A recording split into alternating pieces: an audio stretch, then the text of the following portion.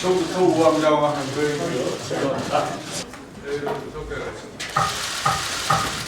김종인 비상대책위원장의 발언이 있겠습니다.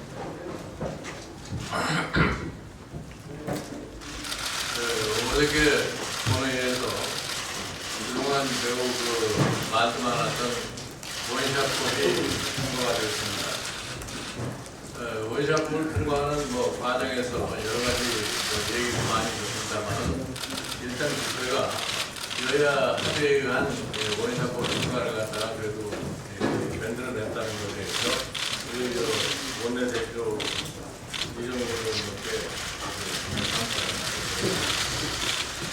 그럼 우리가 이 선거법과 연관이 돼가지고서 원샷법을 이렇게 끌어오니까 각종 이러저러한 얘기가 많이 있었습니다만 근본적인 사유는 여당에서 지나치게 선거법에다가 이 법안들을 갖다 연계를 시켰기 때문에 이러한 현상이 발생한 거라고 생각합니다.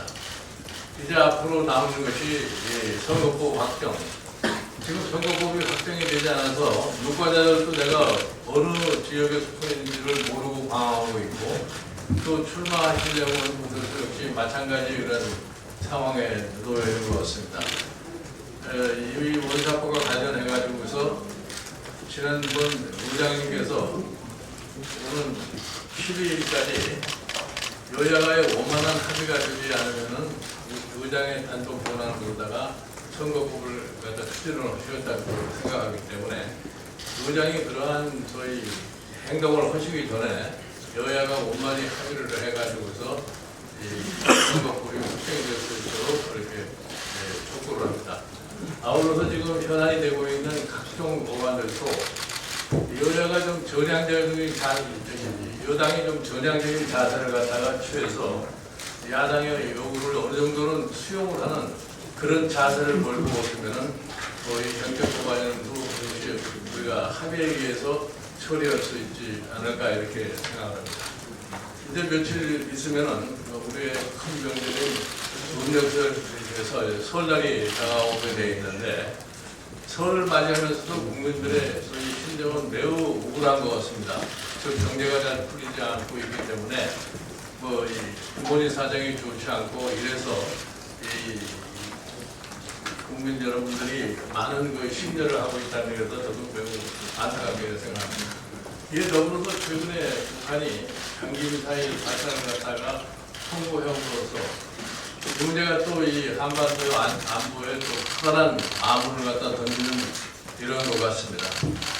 북한은 이 유엔에서 의결한 그 사항을 준수하면서 한반도에 또 다른 안보의 불안을 야기하는 것을 중단하기를 갖다가 강력히 촉구를 합니다. 이제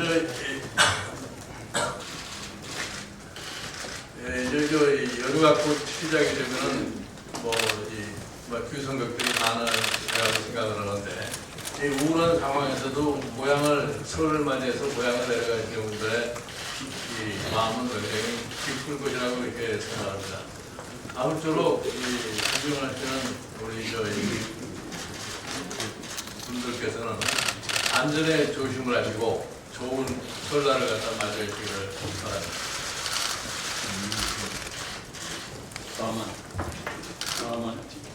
다음은 홍창선 공직선거 후보자 추천관리위원회 위원장님을 비대위원장님께서 소개하시겠습니다. 네, 제가 어저께 과거에 카이스트 총장을 역임하시고 7대 국회의원을 역임하신 홍창선 박사님을 갖다가 우리 당의 공천관리수사위원장으로 제가 추대를 했습니다. 홍장 박사님 박수 받으시기 제가 8년 전에 출입을 중단하기로 한 오늘 본판에 처음 이 자리에 들어왔습니다. 그래서 아침에 새벽 공기가 어떤지 얼마나 여의도 오늘 길이 막히는지 잘 가늠을 못해서 늦지 않을까 그랬더니 늦지 않고 그래도 8시 반까지 와달라는 말씀이 있으셔서 왔습니다. 언론인 여러분들이 갑자기 어제까지 제가 사생활 자유인인데 제가 이렇게 뭐 한가롭게 있는데 막 전화가 오고 이래서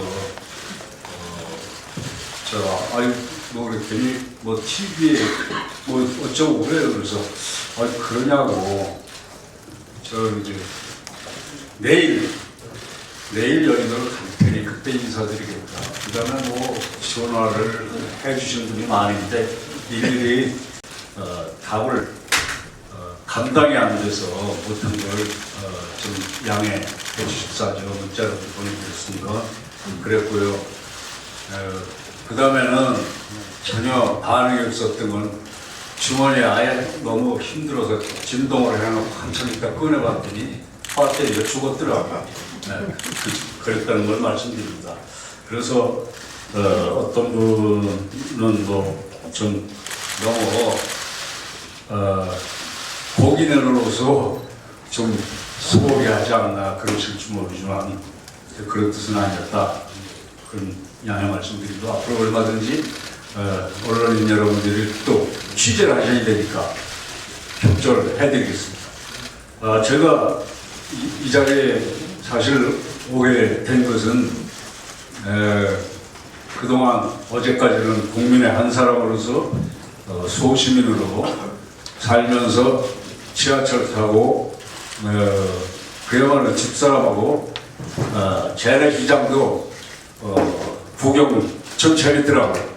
그저께는 광장시장 가서 빈대떡도 도장 사고 그랬지 뭐 사진 찍으려고 가고 그런 게 아니고 정말 그걸 많이 봤어요. 그래 이제 편안하게 지내다가 갑자기 사실 이게 얼마나 중요하고 엄청난 일이라는 걸 제가 알고 있습니다. 그래서 좀 이게 제가 이런 걸 맞는 게 지금 이게 늙어 말년에 뒷모습이 좋아야 된다 하는 게 제 생각으로 지금 8년을 제가 이렇게 지냈습니다. 그래서 전혀 언론이나 TV 어떤 뭐 칼럼을 써달라는 얼마 전에 부탁도 누가 했는데 내가 그런 걸 쓰고 싶지 않다. 좀 깨림칙하다. 그래서 사양을 했어요.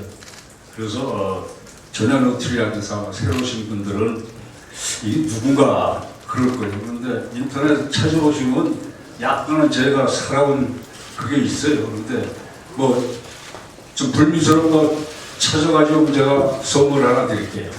그런 건 없습니다. 그래서 저는 이 공천관리 이게 제목이 조건 보니까 뭐 개파 뭐 어쩌고 그거 여기 잘 표현을 그래도 해 주셨어요.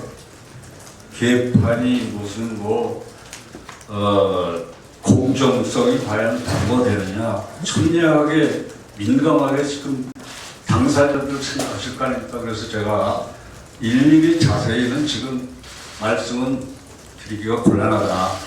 남을 마음의 상처를 주면 좋지 않다는 게 제 생각입니다. 그래서 구체적인 거는 차차 말씀드리고 이 더불어민주당이 그동안 여러 가지 어려움에서 있는 걸 제가 다 국민의 한 사람으로 지켜봤습니다.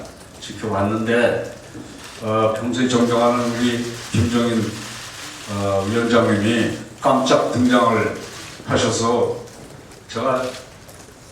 저도 깜짝 놀랐어요.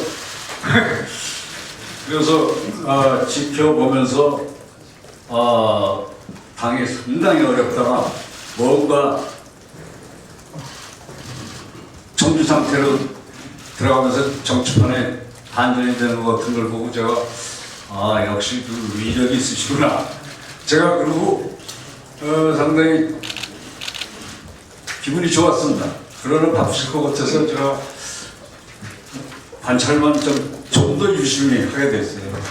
했는데 이런 또 말씀을 하셔서 부탁을 하셔서 참 고민이 많았는데 제가 이렇게 고생을 하시니까 좀 보탬이 될까 해서 최선을 다해서 오고, 여기 또 계신 의원님들이 다 17대 때 잘 알던 분들이고, 그래서 그렇게 생소하지는 않고요.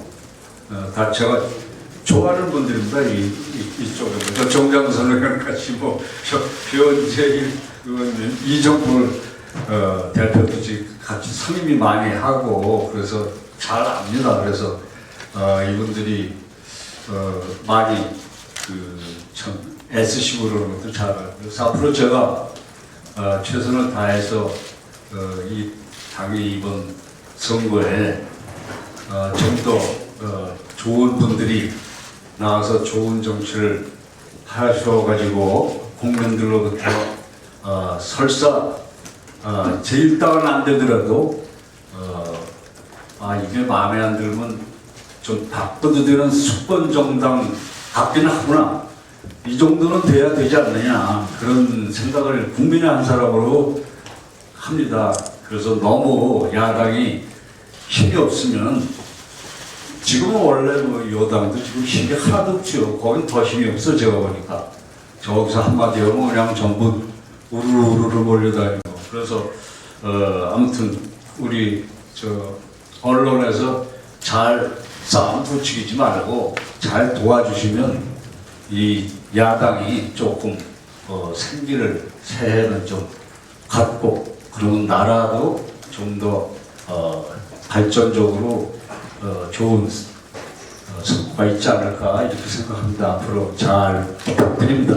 네, 감사합니다. 이어서 이종월 원내대표의 발언이 있겠습니다. 모처럼 설국 열차를 말씀드리겠습니다. 설날이 다가옵니다. 최대 명절입니다. 예전에 일가 친척이 덕담을 나눴습니다. 근데 이제는 아마 묻지 마 명절이 될 것 같습니다. 물어보는 사람은 예의가 없는 사람일 것 같습니다. 청년들에게 졸업이나 직장, 희망을 물어볼 수 없습니다. 우리 중장년들에게 앞으로 장래에게 또 얼마나 잘 사는지 물어볼 수 없습니다. 어르신께는 자식 효도 받은 건 물어볼 수 없습니다. 예전에는 사촌이 땅을 사면 배가 아프다고 했지 않습니까? 그런데 이제 땅을 살 만큼 성공한 사촌이 없어졌기 때문에 그런 속담은 우리에게 이제 사라질 듯합니다. 앞칸과 뒷칸이 아주 다른 경제기술에 의해서 철저히 분절된 우리 설국열차를 보는 것 같지 않습니다.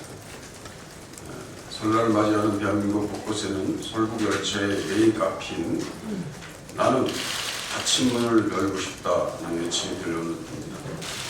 좋은 음악이 있었거나 앞칸, 단백질 블록에 연명하는 뒷칸에 사람들이 가까이 희망의 크기가 다르고 자유의 차이가 나는 폭력적 통제와 희생을 강요하는 명화수 장면을 보입니다.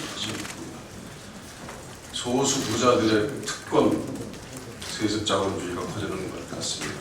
이번에 사회조사 결과 발표가 나왔습니다. 본인에게 21.8%, 자식에게는 31% 정도 말이 앞으로 계층 상승이 될 것 같다는 그런 판단입니다. 거의 바닥입니다. 취업자 61%가 그나마 취업했던 분들도 실직, 고용 불안, 이런 희망이 어려운 현실, 이런 자유주의 병폐와 구조화된 모순을 해결하는 것이 국가신무입니다. 대통령은 점점 더 복지 공약을 파괴하고 중앙정부의 복지사업 예산 추진, 지방자치단체 사회보장 사업을 못하게 합니다. 19대 남은 국회는 이제 국민의 자발적 합의, 국민의 목소리를 경청하는 정부 공약이어야 합니다.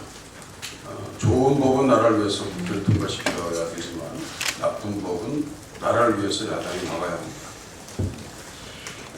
어제 원샷법을 통과시켰습니다. 그토록 저희들이 반대하던 법을 왜 갑자기 통과시켰는지에 대한 그 중간에 대답이 없다는 그런 말씀도 드립니다. 아시다시피 잘 될 때 또 지원해 주는 것은 저희들은 어쩔 수 안 됩니다. 그러나 대기업 재벌도 지금 어렵다고 합니다. 그 어려운 법을, 어려운 재벌을 예전에 잘 살았다고, 잘 벌었다고 똑같은 원칙을 적용하는 것이 어떤 때는 공정하지만 어떤 때는 또 좀 무참하게 보이는 경우도 있습니다. 저는 지금까지 사내 유보 700조를 쌓고 있는 재벌들이 어렵다고 이런 특혜 원샷법을 요구하는 것이, 민원을 요구하는 것이 옳지 않다고 했습니다. 그래서 나름대로 그 재벌들이 참여할 수 없는 조건들, 자동 제어 장치를 많이 마련했습니다. 민간의 심사를 죠. 그렇게 되면 제아버리 삼성이나 현대자동차도 만약 이 법에 적용을 받기 위해서는 민간에게 자신들의 자산 회계 자료를 다 갖다 줘야 됩니다. 만약에 인류 기업을 꿈꾸는 회사라면 이 법에 적용을 받게 되면 이제 이류 기업이 될 수도 있습니다. 그런 여러 가지 제한 장치를 했습니다만 그래도 또 한 3년간의 한시로 우선 통과시키고 살펴보기로 한다는 말씀을 드립니다. 그동안 저희들이 문제를 지적하고 싸워왔기 때문에 그나마 자동 제어 장치와 시간의 한계를 두고 혹시 위험할 수도 있는 법의 그 확대를 막는 효과가 있었다, 이런 보고의 말씀을 드립니다. 2월 임시국회에서는 민주주의에 역행하는 법률이라든지 비정규직 확대와 고용 불안을 심화시킬 수 있는 나쁜 법들, 저희들이 볼 때는 나쁜 법들이 도사리고 있습니다. 그런 법들을 절대로 억압적 불평등 질서를 넘어서 상생에 실천하는 좋은 법으로 바꾸지 않는 한 통과시킬 수 없다는 말씀을 드립니다. 초이노믹스를 했던 최경환 장관은 국회로 왔고 국회에 있던 유일호 총리가 장관이 됐습니다. 초이노믹스로 고통당했던 우리 대한민국의 그 실상들은 너무 잘 알고 계십니다. 국가부채, 밀어내기식 정책금융, 이벤트성 소비진착책, 이런 경제 몰핀들입니다. 그것이 그대로 이어지고 있습니다. 지난번 총선 앞둔 초이노믹스 시즌2로 국민들에게 또 몰핀을 주려고 하는 듯한 초이노믹스 시즌2에 대해서 저희들은 절대로 안 된다, 관건 선거용 정책이라는 비판을 분명히 하고, 무엇보다도 야당 때문에 경제가 엉망이라는 무책임한 남 탓을 버리지 않는 한 새로운 부총리는 실패한 경제수장으로 기억될 것임을 분명히 말씀드립니다. 이상입니다. 이어서 박영선 지상대책위원의 발언이 있겠습니다.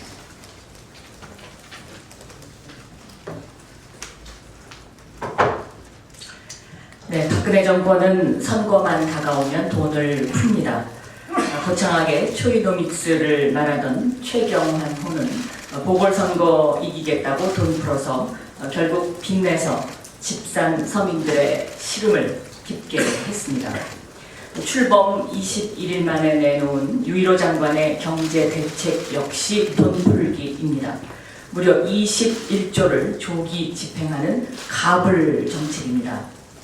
국민을 빚더미에 앉게 하는 박근혜 정권의 돈 풀기로 가계부채는 무려 1200조가 넘어서서 내수 시장을 멍들게 하고 있습니다. 국가부채는 600조가 넘어선 빚더미 정권입니다. 여기에 유일호 대책은 재벌 유일호 대책으로 채색되고 있어서 새누리 이콜 재벌당의 등식을 증명하고 있습니다. 원샷법에 목매던 모습, 재벌 특혜법이면 모든 걸 거는 행동이 그렇습니다. 이제 그렇게 애걸하던 원샷법이 통과됐으니 경제가 살아나지 않는다면 어떻게 책임질 것인지 청와대와 집권 새누리당 확실한 답변을 내놔야 합니다. 지난해 세계 평균 경제 성장률은 3.1%, 우리나라 경제 성장률은 2.6%입니다. 세계 평균도 못 해놓고 남탓만 하는 정권은 재벌에게 또 이가 썩는 줄 알면서 사탕을 물려줬습니다. 언제까지 국회가 재벌 3세, 4세에게 세금 안 내고 편법 상속할 수 있도록 법을 고쳐야 하는지 가슴 칠 일입니다. 재벌이 세금을 안 내면 결국 월급쟁이가, 서민이 더 세금을 내야 하고 내수 절벽 시대는 계속될 것입니다. 경제는 성장하지 않을 것입니다. 그래서 4.13 총선에서 바꿔야 합니다. 재벌당 새누리에게 책임을 물어야 합니다. 누리과정, 결국 솔로몬의 재판이 됐습니다. 진짜 엄마가 피눈물을 흘리면서 없는 살림 쥐어짜면서 지금 양보하고 있습니다. 가짜 엄마는 계속해서 감사원 동원해서 교육청 협박하고 서울시장 야단치고 거짓말합니다. 대통령의 거짓말 공약이 우리 사회를 또 분열로 몰고 가고 있습니다. 혹자는 이것도 박근혜 정권의 선거 전략이라고 말합니다. 야당 지지가 높은 젊은 엄마들을 화나게 해서 마치 교육감, 시장들이 잘못하고 있듯이 상황을 만들어간다는 것이죠. 우리는 솔로몬의 재판에서처럼 진짜 엄마의 눈물을 보고 싶습니다. 이제는 엄마처럼 푸근한, 인자한 대통령의 모습을 보고 싶습니다. 설이 코앞에 다가왔습니다. 새해에는 아버지의 학력과 자산이 아들, 딸의 진학과 취직에 영향을 미치지 않는 보통 서민들의 세상, 흙수저들이 행복한 세상, 그런 하루하루가 됐으면 좋겠습니다. 새해 복 많이 받으십시오. 이어서 이용석 비상대책위원의 발언이 있겠습니다. 새해 들어서 경제 상황이 더욱 악화되고 있습니다. 수출은 곤두박질치고 내수도 회복의 기미를 보이지 않고 있습니다. 정부의 잘못된 경제 정책 때문입니다. 그런데도 박근혜 정부는 민족의 대명절 설을 앞두고 또다시 총선용 반짝 경기 부양책을 내놓고 국민을 기만하고 있습니다. 유일호 경제팀은 총선을 의식해서 1분기에 21조 원을 추가로 시장에 풀고 또 승용차 개별 소비세 감면도 6개월 연장하고 또 공기업의 1분기 투자를 5조 원 늘리겠다는 임시 방편의 경기 대책을 발표했습니다. 구조계획 없이 추진하는 이런 단방약들은 실패한 정책임이 이미 드러났습니다.